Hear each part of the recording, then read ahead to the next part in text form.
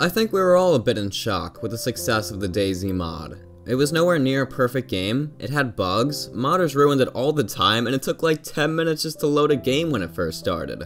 But we all loved it, and it was worth that 10-minute loading screen.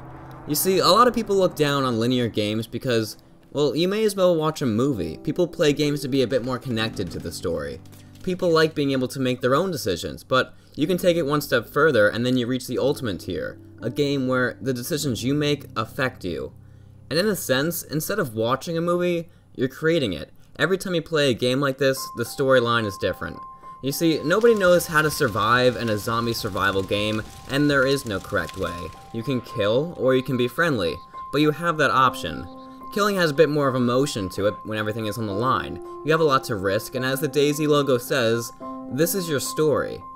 Everyone has their own story, and you know that because you're going through it. And before pulling that trigger, you may think to yourself, that person in front of you may have just went through the same things you have. He may have just spawned in that shitty Kamenka area and completed the walk to Cherno. And you don't learn this through tutorials, you learn from experience. And when you're experienced at something, you usually want to continue it. For once, other aspects of the human emotion have entered the gaming industry, like the idea of trust among players. Games like Grand Theft Auto, they're entertaining because you can just run people over for hours. You have the freedom to do that, and it's kind of funny in some sick way. But eventually, you're going to get bored because it's the same thing. You can run people over on the street, in the city, in the countryside, but the story is the same every time. You're just running people over. So why do zombies make the difference? Well, for once, players didn't just have to worry about other players. And sometimes you have to make decisions that ensure your survival. You have to be selfish sometimes. You see, people like the idea of being self-sufficient. The idea of trying to survive against the odds with the human race being destroyed is so thrilling, and it's the reason that it's become a popular storyline among the movie industry. And it's something that will probably never happen to us, so it's the reason it gains our attention when a movie like Contagion comes out or the Dayz mod is released.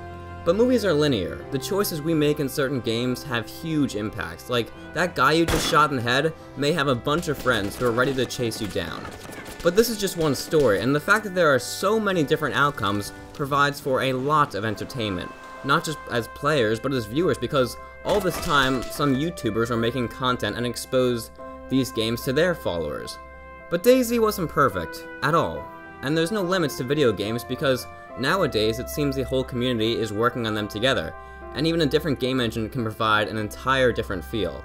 So then came along Warz, and then the Dead Linger, and all this time the media coverage was going crazy and the player count was substantially rising. Not to mention that we were starting to see the idea of early access, where the community has a huge impact on the development of a game.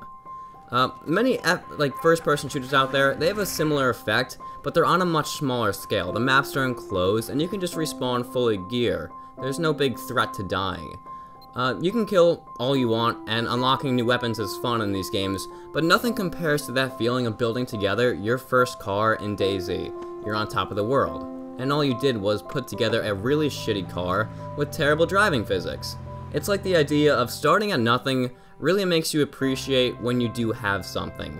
And who would have thought that we would actually see this concept in a game, an industry where the focus is to grab your attention by throwing your hands behind an Audi R8 and putting you in a deathmatch with your favorite gun. But when a bandit kills you in a game like Unturned and Dayz, sometimes them stealing your loot was actually more upsetting than dying. But above all, zombies give purpose to what you're doing.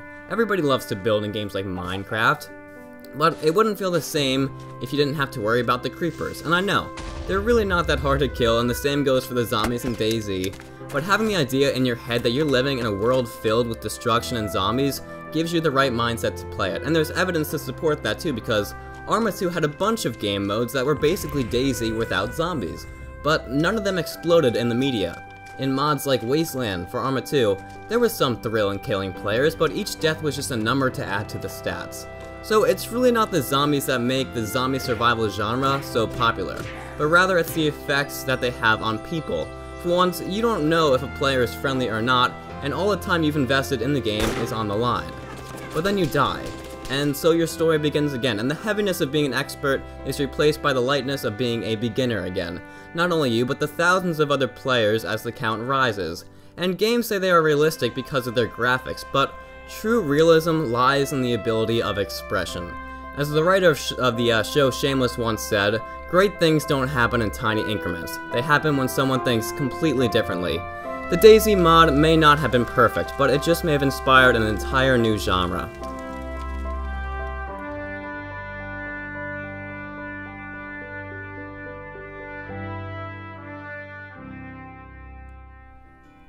Hey everybody, thanks so much for watching this video. If it wasn't for the Dayz mod, I probably would have never gotten into the genre and the great community that surrounds it. If you want to support this video, feel free to leave a like and subscribe. And as always, have a fantastic day.